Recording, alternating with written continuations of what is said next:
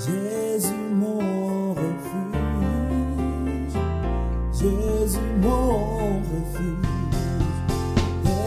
Jésus mon refuge, Jésus mon refuge,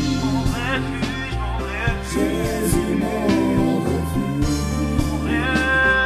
Jésus mon refuge, Jésus mon refuge. J'ai demandé à notre Seigneur qu'est-ce que je peux prêcher. Et il m'a ramené une image d'un film que j'ai vu peut-être il y a très longtemps. Et c'est que quelqu'un qui allait fouiller dans les pyramides d'Égypte et qui ramassait beaucoup de trésors. Et que dans ces moments, je crois que c'est un Indiana Jones, je ne sais pas comment on dit en français, c'est ça? J'ai vu ça il y a longtemps. Et il m'a ramené cette image en fait. Quand quelqu'un voulait ramasser, il y a eu une porte qui se fermait, il fallait sortir, mais lui voulait ramasser beaucoup de trésors. Et il est resté. Il est resté à l'intérieur. Tout le monde sait qu'Égypte représente le monde. Tout le monde sait que des fois on veut faire les choses par notre propre force. On veut acquérir des promesses, mais que des fois ça ne vient pas de Dieu. Et qu'on cherche comment faire avec notre propre force. Aujourd'hui, le thème d'aujourd'hui s'appelle « Ta promesse naîtra dans le temps de Dieu ». Amen. Et je veux qu'on va à la parole à Job 1, 21.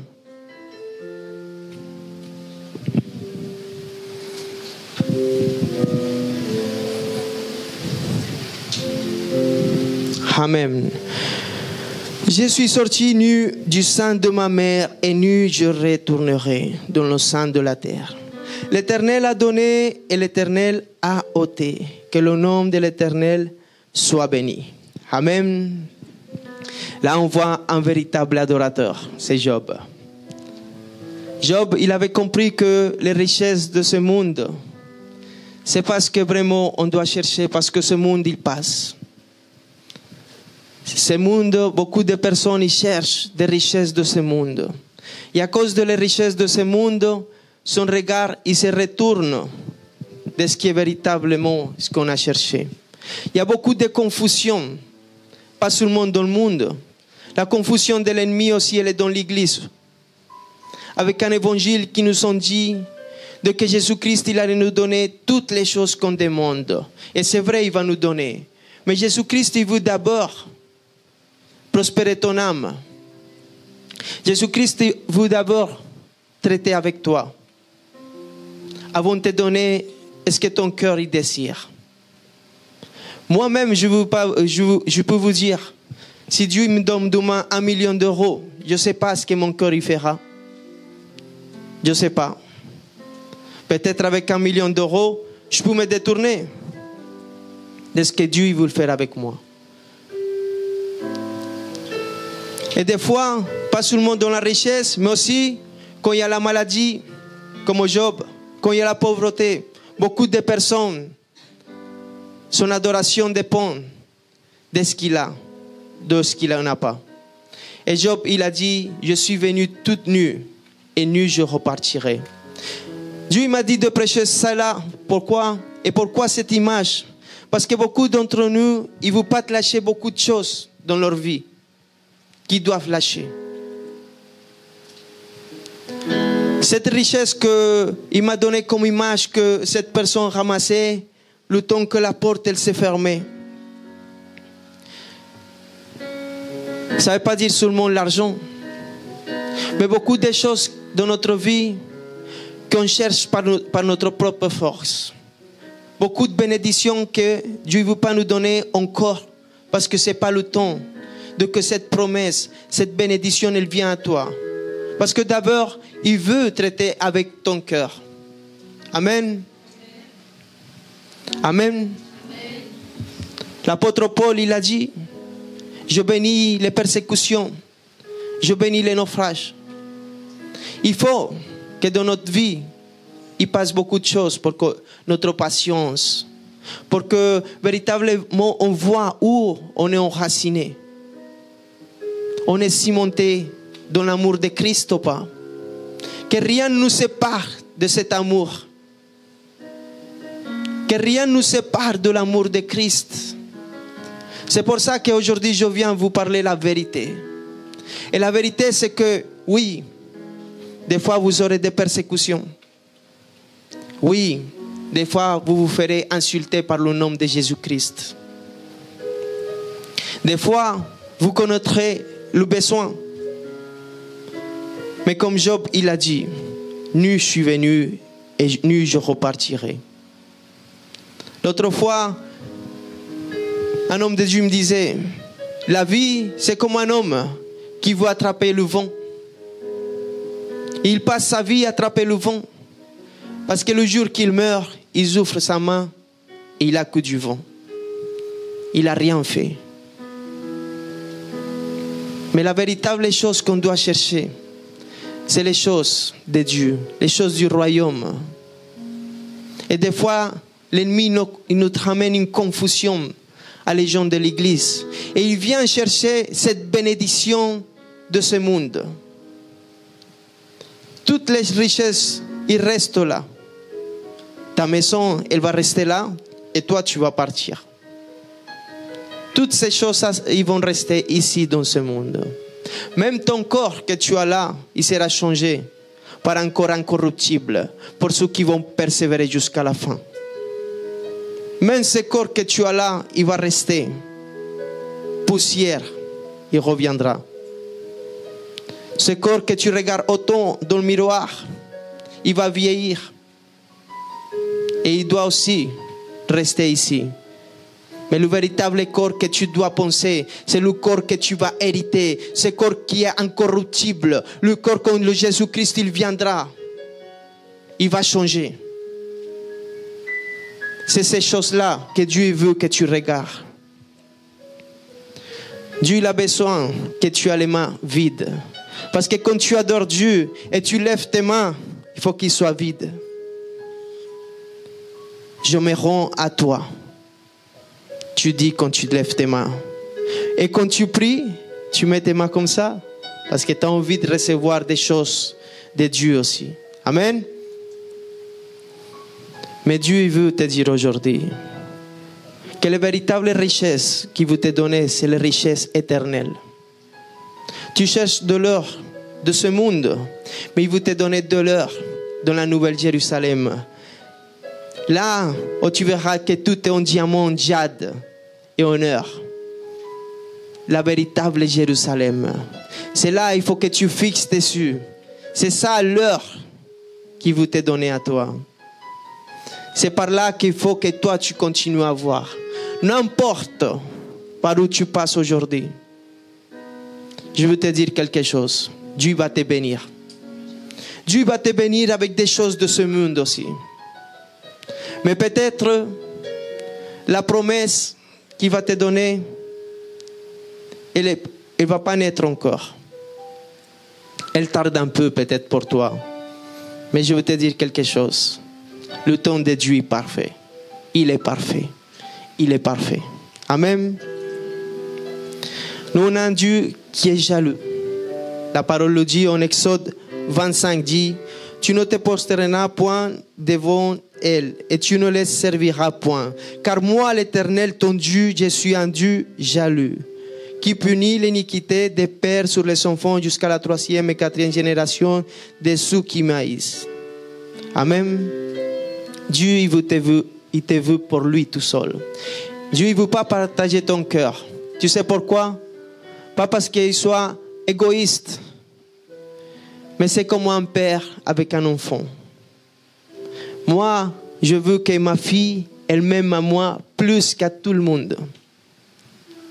Et moi, je ne veux pas qu'elle aime plus peut-être un frère à moi que moi-même. Non, je veux qu'elle m'aime à moi. Parce que moi-même, je l'aime. Parce que Dieu est amour. Et Dieu, il sait que ton salut, ton intégrité, ta sanctification dépend de cela, de ta fidélité vers lui. Et c'est pour ça qu'il est jaloux vers toi. Il veut te garder, il veut te sanctifier, il veut te purifier. Mais si tu continues, tu pars vers autre chose. Jésus, il a dit, on ne peut pas aimer deux seigneurs. Ou tu aimes un, ou tu... Amen. On ne peut pas aimer l'argent et Dieu. On ne peut pas aimer certaines choses qui vont en contre de Dieu et dire, Seigneur. Dieu, il est un Dieu jaloux. Il veut que ton amour, ta fidélité, il soit seulement en lui. Il veut des adorateurs en esprit et en vérité. Tel adorateur cherche papa. Là, je disais il n'y a pas longtemps qu'un véritable adorateur, ce n'est pas celui qui adore ici. Un véritable adorateur, c'est ce qui continue à louer malgré la maladie, malgré qu'il n'y a plus d'argent, malgré qu'il n'a pas pu payer ses factures, malgré que peut-être il voit tout au noir. Ils sont là les véritables adorateurs. Ceux véritables adorateurs, ceux qui cherchent papa, qui veut être ici un véritable adorateur. Un adorateur qui n'est pas selon ce que j'ai ou ce que je peux avoir. Dieu cherche tel adorateur. Aujourd'hui, le Seigneur, il veut te dire, lâche ce qui ne te laisse pas m'adorer complètement. Lâche, parce que lui, il étend sa main vers toi, mais toi, tu es occupé avec tes deux mains dans beaucoup de choses. Je ne sais pas, c'est quoi que tu ne veux pas lâcher dans ta vie. Mais il faut que tu lâches certaines choses. Dieu m'a dit, beaucoup de mon peuple, il périt par manque de connaissances. Quand tu commences à avoir la connaissance du royaume, la véritable connaissance du royaume, tu commences à savoir que toutes les choses de ce monde sont en deuxième plan. Et on commence à demander la véritable bénédiction de Dieu. Parce qu'il y a des gens qui sont bénis dans le monde et tu dis, comment lui, il n'est pas avec Jésus et il est riche. Et moi, je suis avec Jésus. Mais tu sais, ces gens-là se suicident. Ces gens, ils ne sont pas la paix qui ramène Christ. Et ça, c'est la véritable bénédiction. La paix qui surpasse tout entendement. Cet amour qui dépasse l'entendement de l'homme. C'est les richesses que Jésus-Christ il a pour toi ce soir. C'est les richesses qu'il veut que toi tu cherches avant toute chose. Ça, c'est le véritable évangile. L'évangile, ce n'est pas une voiture, ce n'est pas une maison. Il veut te donner toutes ces choses-là. Mais il veut que tu cherches d'abord le royaume des cieux et sa justice. Amen. À 2 Corinthiens 11:12 dit, car je suis jaloux de vous, d'une jalousie de Dieu, parce que je vous ai fiancé à un seul époux pour vous, présenté à Christ comme une vierge pure. Toutefois, du même que le serpent séduit Ève par sa ruse, je crains que vos pensées ne se corrompent et ne se détournent de la simplicité à l'égard de Christ. Amen. Dieu ne laissera que rien le remplace. Rien, ni vos pensées. Il faut qu'il se détourne. Il faut que lui soit le centre de votre vie. Votre véritable pensée, là où vous voulez aller véritablement. La parole de Dieu dit qu'on est tous appelés. Qui sont appelés ici? Amen, gloire à Dieu. Qui sont des enfants de Dieu ici? Alléluia. Tu sais, toi tu as été choisi par Dieu. Dès le ventre de ta mère. Il faut que tu sois convaincu de ça. Tu as été choisi. Et Dieu il ne laissera que rien ne prend sa place. Et je veux te raconter une histoire que j'ai entendue. Et cette histoire, c'est d'une femme qui est partie dans un pays étranger. Et cette femme, elle avait un bébé. Et elle arrivait dans un pays où il faisait beaucoup de froid. Il neigeait énormément. Et cette femme, elle est partie et elle demandait du travail là où elle allait. S'il vous plaît, donnez-moi du travail. Mais personne ne lui donnait du travail parce qu'elle avait un enfant. Et cette femme, elle avait faim, elle était fatiguée. Et en plus, elle avait un enfant. Elle ne voyait pas de sortie dans ce pays. Et elle avait beaucoup de foi. Elle était fatiguée. Elle était fatiguée. Elle voulait abandonner. Mais elle savait qu'elle avait quelque chose de précieux. Et c'était son bébé. Et il fallait qu'elle se batte pour ce bébé. Qui sait que les mamans se battent pour les bébés? Et elle voulait se battre pour ce bébé. Mais à un moment donné, il faisait trop de froid. Et le froid, il tapait énormément. Et cette femme, elle marchait où il y avait la neige. Et elle était fatiguée. Elle n'avait rien mangé. Elle n'avait presque pas dormi. Elle avait une grosse fatigue. Et là, elle commençait à mourir presque en marchant du froid.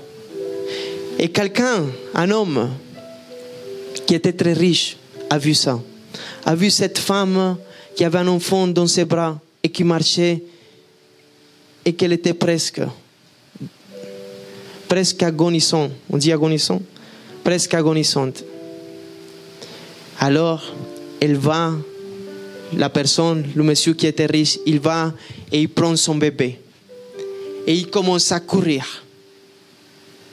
Cette femme, quand elle a vu qu'on l'a pris son bébé, elle était agonisante. Mais là, cette femme, elle a sorti de la force où elle n'avait pas. Elle a commencé à courir.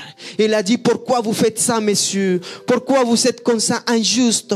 Attendez, attendez. Et elle a commencé à sortir de la force où elle n'en avait pas. Jusqu'à ce que le monsieur, il a attendu.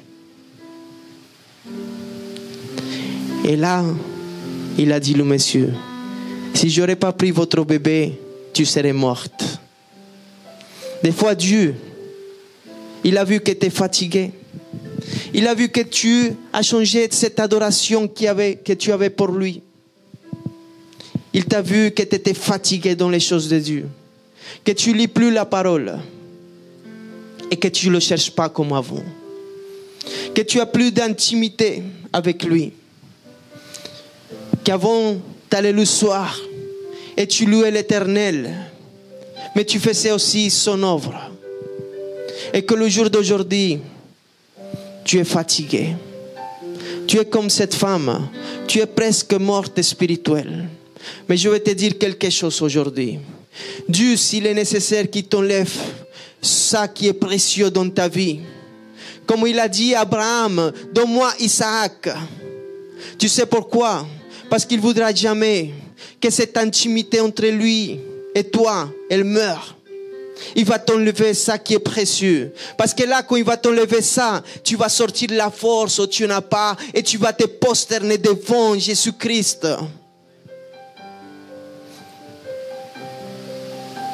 Des fois, tu te dis, pourquoi ça m'arrive aujourd'hui? Mais ça, ce qui t'arrive aujourd'hui, c'est une bénédiction. Quand il a pris ce bébé à cette femme, qu'elle était mourante, quand il a vu que son bébé il partait, elle a sorti la force où elle n'en avait pas. Dieu veut que tu sortes la force où tu n'en as pas aujourd'hui, que tu reviennes à sa présence, que tu reviennes à le premier amour, que tu le cherches en toute occasion, que là quand tu parles, tu t'arrêtes plus de parler de Jésus-Christ, que le feu aujourd'hui, la connexion, je la déclare dans ta vie, dans le nom précieux de Jésus-Christ, qu'à partir de maintenant, cette connexion, oh, yakandala papa, cette connexion avec papa, ce feu dans ton cœur, elle sera vivifiée dans le nom précieux de Jésus-Christ. N'attends pas qu'il vienne arracher ce bébé de tes mains.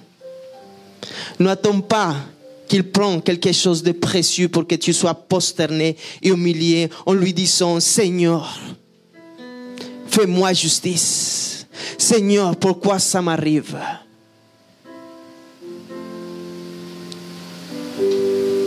Le Seigneur, il ne veut pas que tu changes ton adoration. Dieu ne veut pas que tu t'éloignes de lui. Il veut que toi tu l'adores. en esprit et en vérité. Que tu sois un adorateur en tout moment. Quand il fait froid, quand il fait chaud. Sois un adorateur comme Job. Parce que ce n'est pas la condition, ce n'est pas les choses matérielles qui te fait de toi un adorateur.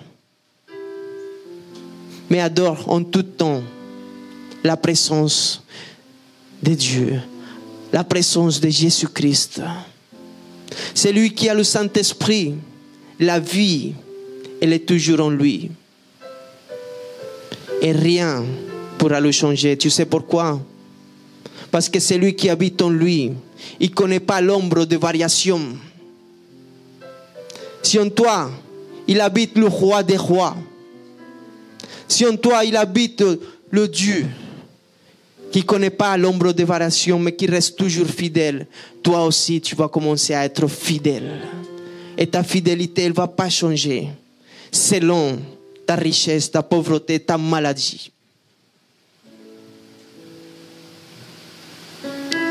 Je veux te dire aujourd'hui, ta promesse, elle va naître dans le temps de Dieu. Ne t'inquiète pas, la bénédiction, elle va venir. Mais continue à adorer.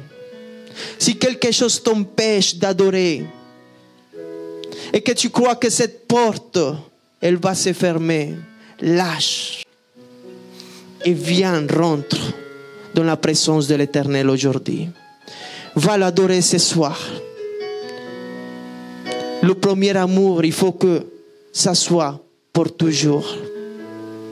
Ton premier amour, il faut qu'il n'y ait pas d'ombre de variation, mais que tu as toujours ce feu dans ton cœur. Amen. On va à 1 de Pierre, chapitre 2, verset 21. Qui s'est fait cette question? À quoi je suis appelé? Qui s'est fait cette question? Wow. Et je veux que vous lisez attentivement ce verset. Et c'est à cela que vous avez été appelés. Parce que Christ aussi a souffert pour vous, vous laissant un exemple afin que vous suiviez ses traces.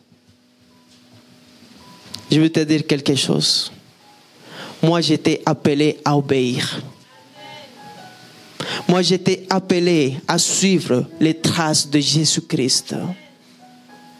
Après lui, il va me mettre là où il m'avait choisi avant la fondation du monde.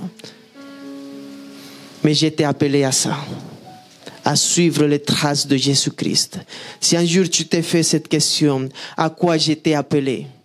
Suive juste les traces de Jésus, son exemple. Et tu vas voir que lui-même, il va te mettre là où il faut que tu sois. Là où tu vas servir. Là où tu vas prêcher. Là où tu vas faire son œuvre. Tu obéis. Obéis. Obéis. Suive Jésus-Christ, son exemple. Et tu vas voir à quoi tu as été appelé. Acclamons celui qui t'a appelé. Acclamons le Seigneur Jésus-Christ.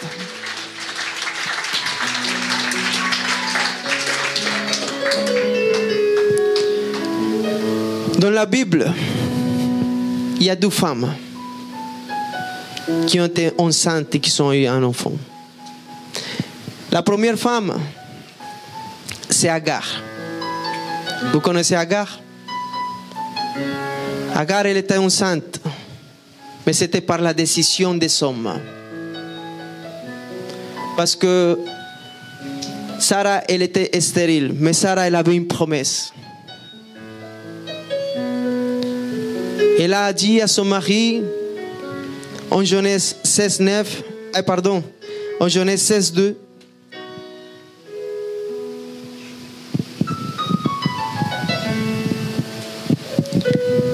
et Sarah dit à Abraham, voici l'Éternel m'a rendu stérile. Viens, je te prie vers ma servante. Peut-être que j'aurai par elle des enfants. Abraham écoute la voix de Sarah. 2 choses qui m'ont interpellé là. elle a dit, peut-être que j'aurai un enfant par qui? Par elle. Elle aurait dû dire, un enfant par qui? Par Dieu. Elle a dit, par elle. Et Abraham, il a écouté la voix de qui? Et pas la voix de l'Éternel. Ça, c'est quand tu prends des décisions dans ta chair. Mais Gara, elle était enceinte. Elle a été enceinte. Et la parole de Dieu nous parle que Gara, à ce moment-là, il a commencé à regarder avec mépris Sarah. Tu sais pourquoi? Parce que beaucoup d'entre nous, on cherche les promesses de Dieu par notre propre force. Et là, on voit des hommes de Dieu qui commencent, à cause du fruit qu'ils portent, regarder les autres avec mépris. Ils commencent à se sentir supérieurs que les autres à cause du fruit qu'ils portent. Mais c'est Dieu qui donne toutes choses. Mais il y a des décisions que nous, on les prenne. Elle a commencé à regarder avec mépris, dit la parole de Dieu, à Sarah. Et Sarah, elle a commencé à se sentir très mal. Je veux te dire aujourd'hui, Dieu il a fait une promesse dans ta vie. Dieu t'a donné une promesse de laquelle tu vas porter un fruit. Mais attends le temps de Dieu. Attends le temps de Dieu. Parce que quand toi tu commences à faire ces choses-là par tes propres forces, tu vas être confus. Comme Gara l'a été. Elle a commencé à regarder avec mépris les autres. Elle a commencé à se croire. Elle était une servante. Elle s'est accrue plus que Sarah. Mais au moment que Sarah elle a commencé à la maltraiter, dit la parole de Dieu, elle est partie. Et en Genèse 16, 9,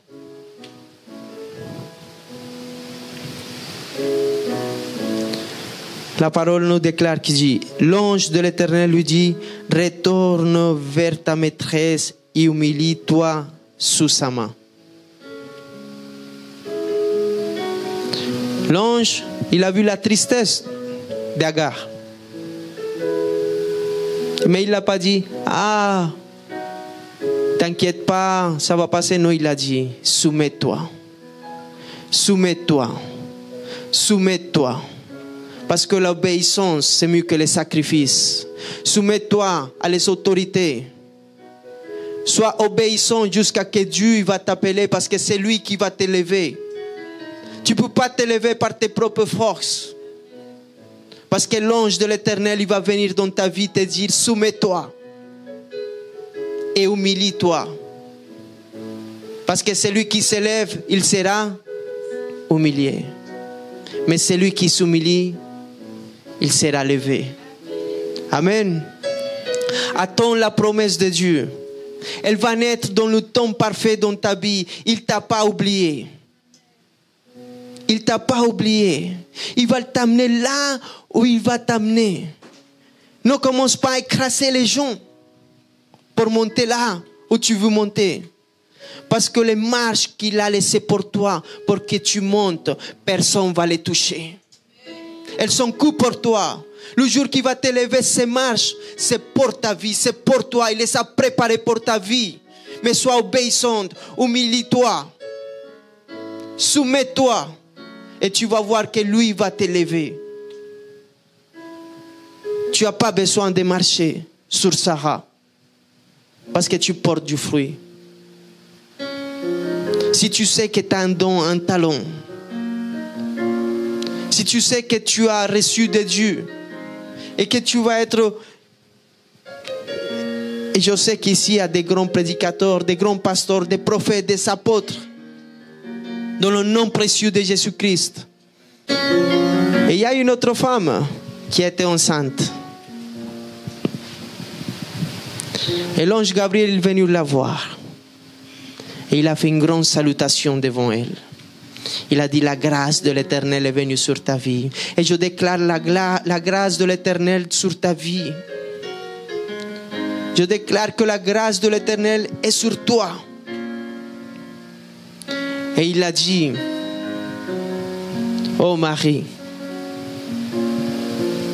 il a dit, Marie dit au mari, tu seras enceinte. Et Marie dit à l'ange, comment cela se fera-t-il puisque je ne connais point d'homme? Je veux te dire quelque chose ce soir. Le jour que la promesse, le jour que tu vas porter la promesse de l'Esprit Saint dans ton ventre, tu auras besoin qu'aucun homme te touche, parce que ça viendra directement de l'Esprit Saint de Dieu. Aucun homme pourra te toucher et te dire, voilà, Marie l'a dit, aucun homme m'a touché, je suis vierge. Et l'ange il a dit, ça vient de la part de l'Éternel. Je déclare sur ta vie que cette promesse, tu es enceinte aujourd'hui par la puissance de l'Esprit Saint dans ta vie. Mais Marie, elle n'a pas accouché tout de suite. Elle a attendu 9 mois. Elle a dû affronter Joseph et lui dire, voilà, je suis enceinte. Nous, on le lit comme ça, mais comment lui dire à son mari, je suis enceinte? Beaucoup de personnes, ils ne vont pas comprendre la promesse de Dieu dans ta vie. Beaucoup de personnes, ils ne vont pas accepter pourquoi Dieu commence à t'élever. Mais je veux te dire ce soir, quand Dieu, il a regardé quelqu'un, quand Dieu il veut élever quelqu'un, personne ni rien pourra se mettre devant lui. Aujourd'hui, l'Éternel te dit que les anges viendront dans ta vie t'annoncer de bonnes nouvelles. Des nouvelles que tu attends depuis beaucoup de temps. Que peut-être pour toi, ça tarde beaucoup. Mais je veux te dire ce soir, ta promesse, elle naîtra dans le temps parfait de Dieu. Tu sais, beaucoup de temps après, Sarah aussi, elle a été enceinte. Elle a été enceinte, elle a reçu la promesse. Quand Abraham, il avait 99 ans.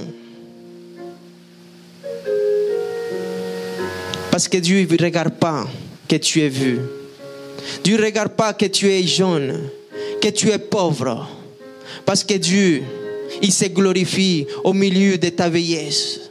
Il se glorifie au milieu de ta faiblesse.